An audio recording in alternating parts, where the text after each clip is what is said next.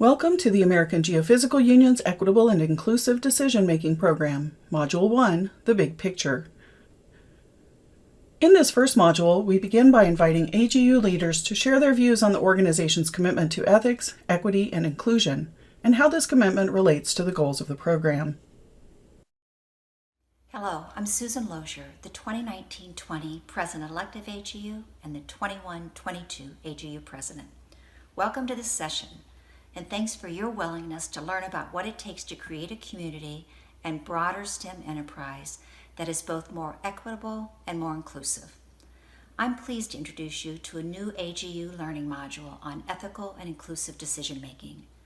Many of you know that AGU has a new strategic plan, which includes a goal toward becoming a model organization for diversity, equity, and inclusion.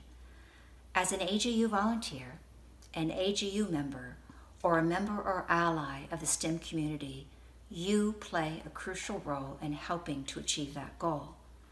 To help your work toward that goal, AGU provides workshops, trainings, reports, and information about best practices in addressing harassment, bias, and bullying. This module, Ethical and Inclusive Decision-Making, is part of that larger effort. I think you will find it a valuable tool with many practical and impactful applications. Hello, my name is Brooks Hansen and I serve as the AGU Executive Vice President for Science. I've been an AGU member for more than 25 years and I'm proud to be part of AGU's work to bring these new educational tools to you. This work to support ethics and equity across AGU is representative of who we are and is fundamentally important to who we aspire to be. The Ethical and Decision-Making module has many practical applications across AGU and any scientific organization. You may wonder, why is this important? How does this apply to me? Or how does it apply at AGU? I'm glad you asked. The need for ethical and inclusive decision-making is at the core of our most important scientific program operations. Many of you are directly involved in such programs at AGU or at your respective home institutions. For example, some of you are involved in selecting the next class of awardees, where the impact of receiving a prestigious award from AGU or elsewhere can help significantly influence the deserving awardee's career projection. Some of you may be involved in deciding the best person to extend a job offer to, or invite into your research group, or even invite to interview for a position. Other seemingly routine decisions, such as judging AGU poster sessions or inviting a guest lecturer, may not appear to be a big deal to you, but the result of that decision-making can have significant implications and potential compounding effects for the person on the other end. Thank you. Most all of us are involved in one way or another in decisions and selections that impact the organizations to which we belong. Research has demonstrated that unconscious or implicit bias can impact those decisions by influencing how we evaluate job applications or candidates for awards, how we write recommendation letters, how we judge competence, who we invite to participate in science, who we decide to collaborate with, and even what salary we offer to job applicants. The value of this learning module is that it will provide awareness and tools to help ensure more ethical and inclusive decision-making, regardless of your career stage or perceived level of influence. Through the application of the skills learned in this module, you will affect the many decisions made across AGU and in the STEM enterprise on a regular basis. You will also help to consciously put data front and center in important decisions where bias might otherwise creep in. I believe that greater awareness and the adoption of strategies presented in this module will result in better outcomes and help us achieve our goal of a more inclusive STEM community. Thank you, Susan Brooks. Hello, my name is Billy Williams, and I serve as Senior Vice President for Ethics, Diversity, and Inclusion at AGU. AGU is especially pleased to bring you these ethical and inclusive decision-making learning modules, which are an important part of our expanding portfolio of learning opportunities from AGU's Ethics, Diversity, and Inclusion programs.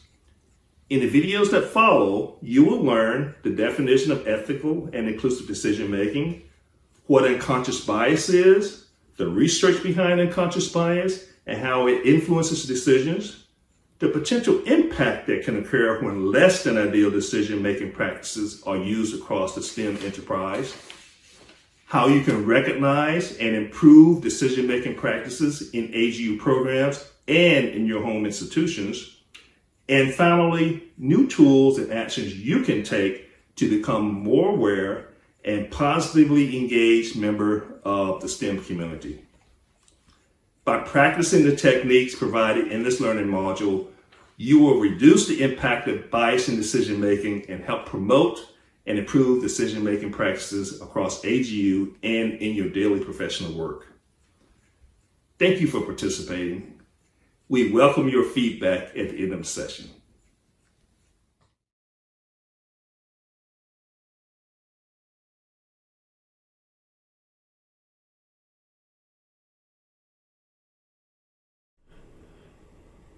There has been considerable effort over the past several decades to improve diversity, equity, and inclusion in STEM, including in the geosciences. Many of these programs have focused on removing barriers to participation in STEM education and careers. Given these many efforts, one might naturally wonder whether we're there yet when it comes to equity in STEM.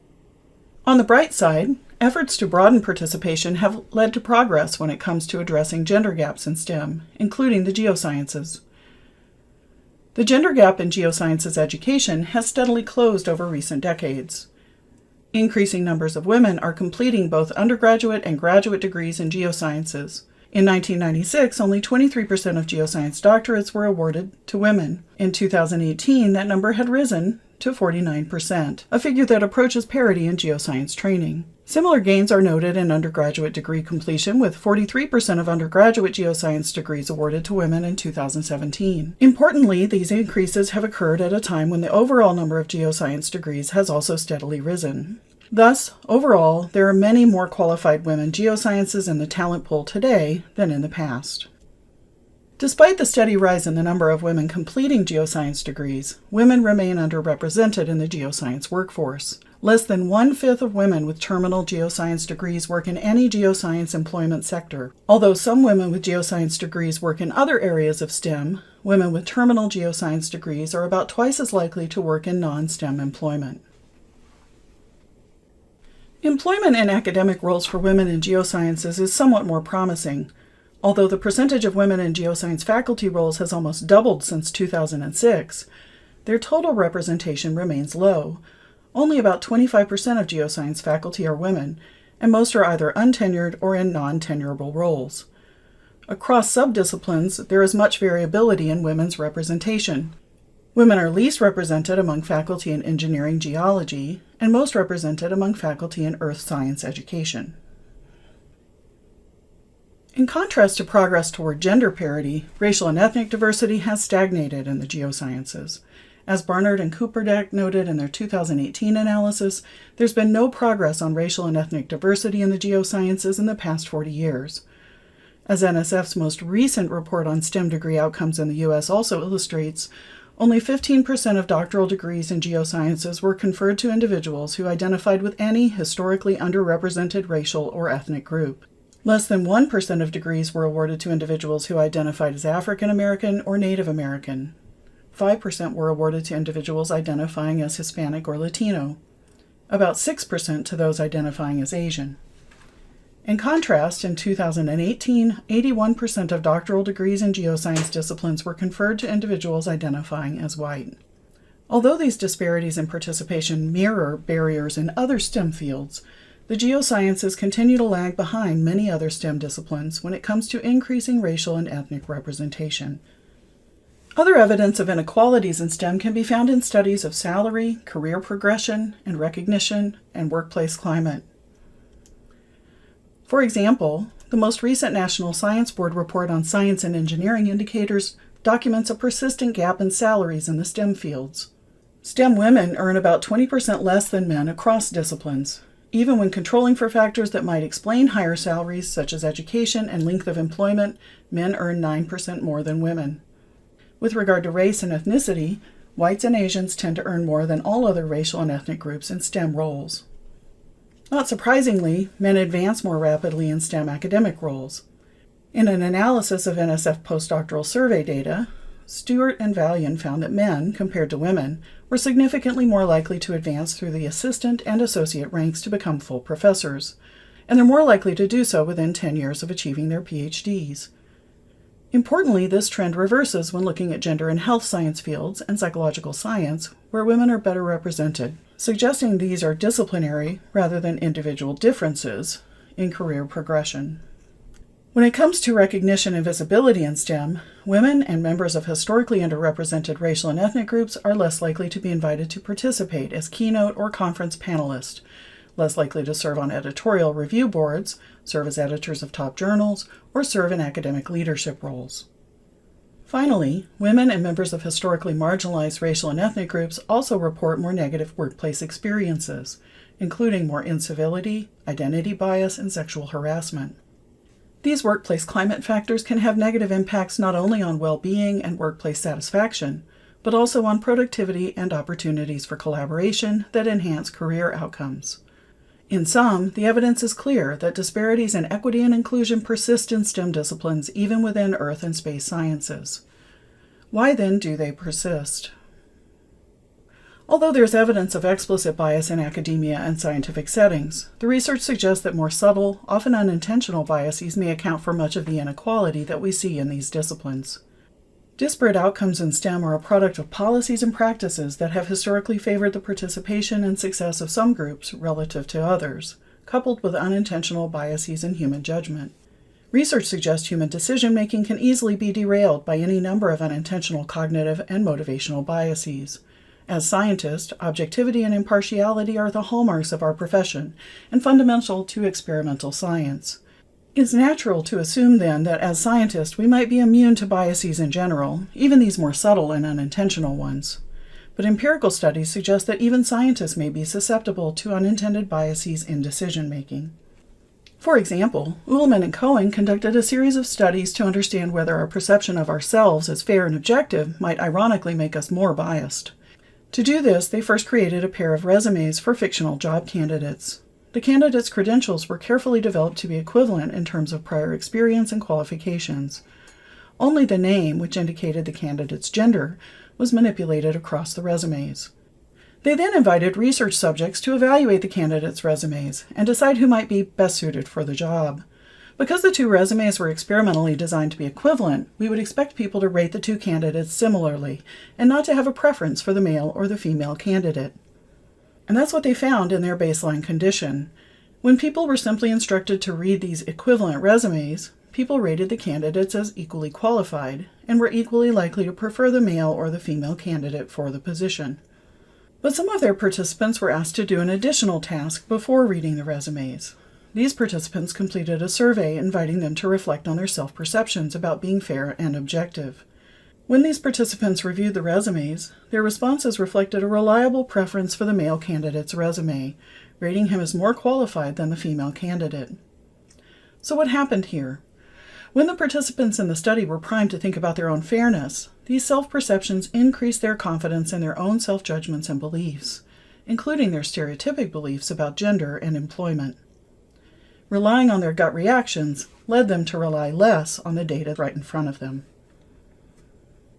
Ullman and Cohen's research was conducted primarily with young adult college students, begging the question of whether scientists also respond with bias in evaluating others. Moss-Rakusin et al. Were interested in answering this question. Using a randomized double-blind study, they invited 127 science faculty from research-intensive universities to rate student applicants for a lab manager role. As with the Ullman and Cohen study, the name on the student's credentials was randomly assigned to be male or female, but everything else about the resumes was experimentally controlled to be equivalent. The patterns in the data clearly demonstrated evidence of bias in the faculty members' evaluations. Faculty participants rated the male applicant as significantly more competent, despite the fact that the female candidate had identical qualifications. Faculty participants also recommended a higher starting salary and greater support for career mentoring for the male applicant. Importantly, the faculty member's gender did not moderate these reactions. Both male and female faculty members favored the male student. These data suggest that even those of us who work in science and are committed to fairness and objectivity may, nevertheless, be vulnerable to expressing biases unintentionally, and when we do, there may be important consequences for others' outcomes. When thinking about these and related data, It's important to consider the cumulative impact of even small instances of bias. Small biases can add up with significant impact on the careers of individuals who have historically been underrepresented in science. The Matthew effect illustrates how even small advantages or disadvantages can have large cumulative impacts. Sociologist Robert Merton coined the term the Matthew effect in recognizing that both advantages and disadvantages can be self-amplifying and self-fulfilling.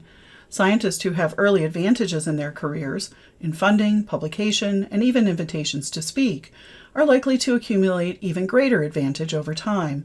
In contrast, those who experience early setbacks may have even fewer opportunities to succeed over time. As an example, Bol and colleagues examined science funding in the Netherlands to understand how early career funding success might impact later funding outcomes. In their research, they focused on the outcomes of scientists whose scores were on the bubble and could have gone either way. Some succeeded and narrowly secured a grant, while others narrowly missed out, as illustrated here by the green and red lines with large dashes. Looking 8 years past the initial funding decision, those who narrowly succeeded at time 1 had accumulated significantly more funding than their peers who narrowly missed out. Importantly, those who just squeaked by and received that funding were also significantly more likely to be full professors compared to their peers who just missed out. This is only one of many examples of the cumulative impact of small advantage and disadvantage on scientist career outcomes. Similar patterns can be identified in opportunities to present at conferences and nominations for awards, as well as other professional outcomes. When we think about these effects in the context of gender, racial, and ethnic inequalities, it's easy to understand how subtle and even unintended biases in decision-making may contribute to broader patterns of inequality. As scientists, we're invited to evaluate and make many decisions about others' professional outcomes on almost a daily basis, whether we're reviewing manuscripts for publication, evaluating colleagues for promotion or tenure, nominating and electing leaders, and so on. Here at AGU, members are engaged in a number of evaluative roles, including nominating and selecting candidates for prestigious honors and awards. Serving in these roles necessarily confers members with power over others' outcomes. Because serving in these powerful roles involves making many decisions about multiple individuals, it's all the more important to mitigate the potential risk of unintended bias in deliberation and evaluation. Although any one decision may have impact on a single person, overall, our decisions add up to a sea of outcomes for individuals and social groups over time. So how can we define ethical and inclusive decision-making? Ethical and inclusive decision-making is a process, one that is predicated on principles of fairness and equity. 4 assumptions underlie AGU's approach to ethical and inclusive decision-making. First, people deserve to be evaluated fairly and equitably based on individual merits and characteristics, without preference for or against their social identities. Second, although biases may be fundamental to human cognition and judgment, they are not inevitable. Third, active steps to mitigate biases, intentional and unintentional, are necessary to ensure ethical and inclusive decisions. And finally, decision makers have an ethical obligation to take such steps to mitigate their own and others' biases. As you continue through this program, we invite you to reflect on your role and responsibility as a decision maker at AGU and the power you hold to ensure ethical, equitable outcomes for your peers. This and future modules will include 1 or more videos to build understanding of the varied ways that biases can unintentionally affect our decisions and strategies for mitigating these challenges. Each module is accompanied by additional resources, including empirical references supporting module content and some external tools to supplement learning and skill development. Your feedback is welcome. Responses to frequently asked questions will be posted on this program's website. This concludes Module 1. To continue with the program, close this video and explore additional resources, or begin the next module.